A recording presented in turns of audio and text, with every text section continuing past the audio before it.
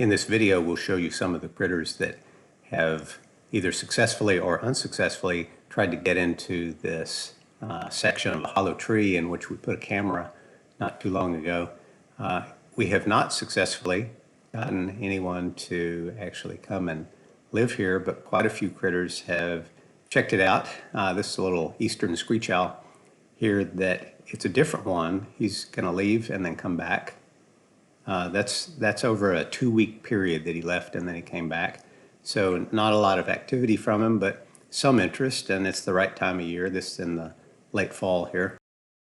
So he's looking, and he or she, don't know which sex it is, but it's a different screech owl than in our other box.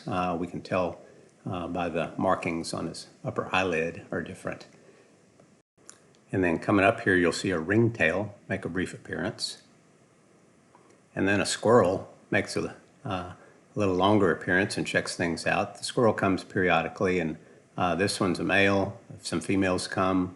There's a little either Carolina wren or a Buick's wren. I can't tell which one it is. And finally, a black-bellied whistling duck sticks his head in one day. Well, ultimately here, a raccoon decides, if these other guys can get in there, then I can get in there. If it's big enough for a wren, then it's big enough for a raccoon. And this little fella goes in and checks it out, and you'll see his turnaround technique. One way he uses if he sort of gets stuck is he'll do a somersault, kind of do a flip and get turned around that way.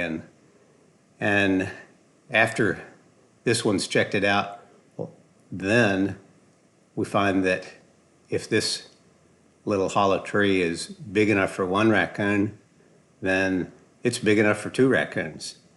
And a second one, probably a sibling. These are probably a couple of young guys who are still hanging together, probably with their mama nearby.